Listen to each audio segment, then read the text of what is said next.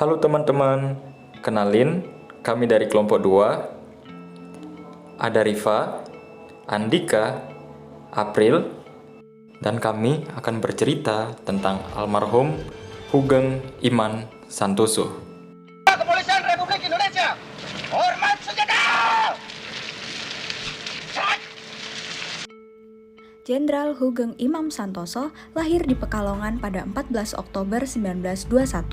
Beliau adalah salah satu tokoh kepolisian Indonesia yang pernah menjabat sebagai Kepala Kepolisian Negara Republik Indonesia kelima pada tahun 1968 hingga 1971.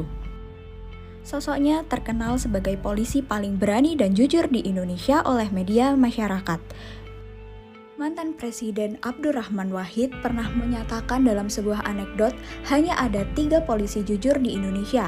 Pertama, patung polisi, polisi tidur, dan Jenderal Hugeng. Beliau wafat di Jakarta pada 14 Juli 2004 pada usia 82 tahun. Nilai berorientasi pelayanan almarhum Hugeng Iman Santoso terlihat dari cara pandangnya yang berpendapat bahwa tugas seluruh aparat polisi adalah mengayomi masyarakat, baik itu dari pangkat tertinggi sampai terendah.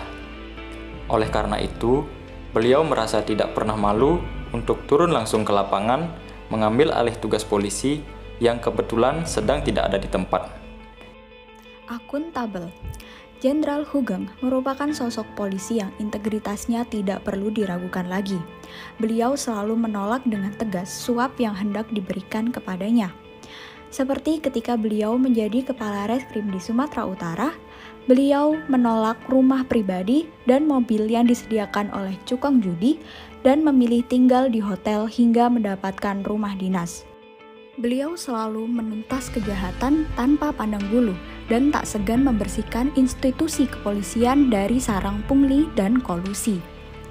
Beliau bahkan tidak takut jabatannya dicopot demi kebenaran. Bapak Hugeng ini terus mengembangkan kompetensi dirinya melalui pendidikan.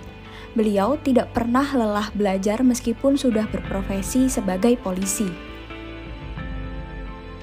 Selama karirnya menjadi polisi, beliau selalu bekerja dengan penuh tanggung jawab, sehingga berhasil menumpas kasus kejahatan. Di antaranya yang terkenal adalah kasus penyelundupan mobil mewah yang didalangi oleh Robi Cahyadi.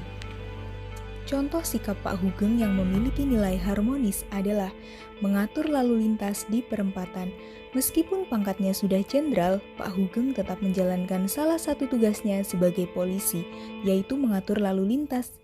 Pengaturan lalu lintas ini tentunya sangat membantu masyarakat yang melewati jalur perempatan tersebut. Sikap ini sesuai dengan perilaku utama harmonis, yaitu suka menolong orang lain dan menghargai setiap orang apapun latar belakangnya. Contoh sikap Pak Hugeng yang memiliki nilai loyal adalah menutup toko bunga istrinya saat dilantik sebagai Ketua Jawatan Imigrasi. Menurutnya, jika toko tersebut tetap buka, maka bisa jadi akan banyak orang yang membeli bunga karena mengetahui toko tersebut miliknya. Sikap adaptif almarhum Hugeng tercermin dari perjalanan karir beliau sebelum menjabat sebagai pimpinan polisi. Saat Jepang menutup RHS, tempat beliau mengenyam pendidikan kala itu, beliau menggunakan waktu luangnya untuk menjual telur dan buku sekolah bahasa Jepang, dan berpergian dari satu kota ke kota lain untuk mencari pengalaman, termasuk Pati dan Semarang. Dari sana, beliau sempat menduduki beberapa posisi di perwira dan kepolisian sebelum akhirnya diangkat menjadi seorang jenderal kepolisian. Pak Hugeng memiliki nilai kolaboratif. Contoh sikap Pak Hugeng yang memiliki nilai kolaboratif adalah melakukan koordinasi dengan bawahannya untuk membentuk tim pemeriksaan Sum Kuning pada kasus pemerkosaan Sum Kuning. Pak Hugeng yang memantau kasus ini mengambil langkah untuk membentuk tim khusus.